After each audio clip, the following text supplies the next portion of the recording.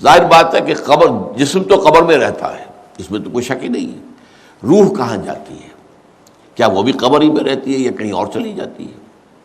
قرآن مجید میں سجین اور اعلیٰ علیین کا ذکر موجود ہے، لیکن یہ تمام چیزیں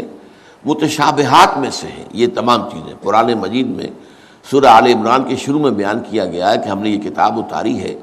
اس میں کچھ آیات محکمات ہیں، کچھ متشابہات ہیں۔ وہ متشابہات کا ایگزیکٹ مفہوم جاننا اس وقت ہمارے لیے ممکن نہیں ہے۔ یہ تو جب اس عالم میں ہم پہنچیں گے تو معلوم ہوگا کہ ہاں یہ بات تھی کہ جو قرآن مجید میں اس طور سے کہی گئی تھی۔ لیکن یہ کہ اس وقت جو ہے جتنا کچھ ہمیں حدیث صحیح میں مل جائے یا قرآن میں مل جائے، اس عالم برزخ میں بھی یہ تو ہوتا ہے کہ جو نیک لوگ ہیں انہیں کچھ نہ کچھ جو ہے اثرات اچھے ان پر پڑتے رہتے ہیں، ان کی ارواح پر کہہ لیجئے، اور کچھ جو برے ہیں ان کے اوپر جو آخری انجام ہونا ہے اس کی کچھ ریفلیکشن ہوتی رہتی ہے، جس کو حدیث میں کہا گیا ہے کہ ہر قبر جو ہے وہ یا تو جنت کے باغیچوں میں سے ایک باغیچہ ہے یا دوزخ کے گڑھوں میں سے ایک گڑھا ہے، یا کہیں کہہ دیا جاتا ہے کہ کھڑکی کھول دی جاتی ہے اس میں، یا جنت کی طرف سے کہ ٹھنڈی ہوائیں آئیں، خوشبوئیں آئیں، اور یا دوزخ کی طرف سے کہ آگ کی لپٹ آئے۔ دوزخ میں داخل ہوں گے قیامت کے بعد ہی، اور جنت میں داخل ہوں گے قیامت کے بعد ہی، لیکن اس کے کچھ آثار پڑنے شروع ہو جاتے ہیں، وہ جس کو انگریزی میں آپ کہتے ہیں coming events cast their shadows before, بعد میں آنے والے واقعات جو ہیں ان کے کچھ سائے جو ہیں پہلے سے آنے شروع ہو جاتے ہیں۔ تو اسی طرح سمجھیے کہ جو کچھ آخرت میں کسی انسان کے ساتھ ہونا ہے اس کا ایک عکس جو ہے وہ عالم برزخ میں شروع ہو جاتا ہے۔ اسی لیے قرآن مجید میں یہ بھی آیا ہے کہ یہ جو آل فرعون تھے یہ صبح و شام جہنم پر پیش کیے جاتے ہیں،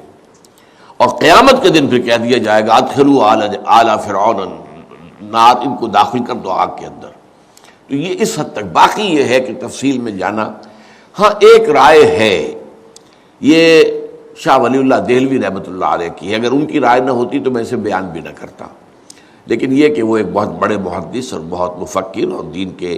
فلسفے سے بہت بڑے واقف انسان تھے، انہوں نے کہا کہ جو اولیاء اللہ ہوتے ہیں، اللہ کے نیک بندے، اللہ کے بندے، ان کے انتقال کے بعد ان کی روحوں کو بھی اللہ فرشتوں کے طبقہ اسفل میں شامل کر دیتا ہے۔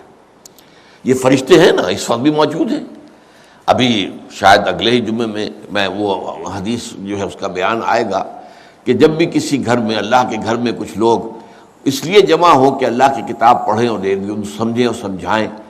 تو ان کے اوپر فرشتے گھیرا ان کا ڈال لیتے ہیں، اور ان پر اللہ کی طرف سے سکینت نازل ہوتی ہے اور رحمت نازل ہوتی ہے، اور اللہ ان کا ذکر کرتا ہے فرشتوں کے پاس، دیکھو میرے بندے، تم کہتے تھے یہ فساد مچائے گا، دیکھو یہ بھی تو ہے نا جو میرے کلام کو پڑھنے کے لیے میرے گھر میں جمع ہیں۔ تو فرشتے ہیں موجود، ہم میں سے ہر ایک کے ساتھ 2 فرشتے موجود ہیں۔ تو یہ فرشتہ اسفل ہے، سب سے نیچے، جو دنیا کے کاروبار کو چلانے میں اللہ تعالیٰ کے سول سرونٹس ہیں، پھر اس سے اوپر کے فرشتے ہیں، اس سے اور اوپر کے فرشتے، پھر مقربین ہیں جو اللہ تعالیٰ کے قریب ترین فرشتے ہیں۔ لیکن یہ کہ ملائکہ کے طبقہ اسفل میں شامل کر لیتے ہیں تاکہ جو کام اللہ تعالیٰ ملائکہ سے لیتا ہے وہ ان سے بھی لینے شروع کر دیتا ہے۔ لیکن ہمیں یہ اجازت نہیں ہے کہ ہم فرشتوں کو پکار کر کہیں کہ اے فرشتے، اے جبریل، اے میکائیل، یا فلاں، اے منکر، یا میرے جو ہے کرامن کاتبین، میرا یہ کام کر دو، نہیں، یہ شرک ہو جائے گا۔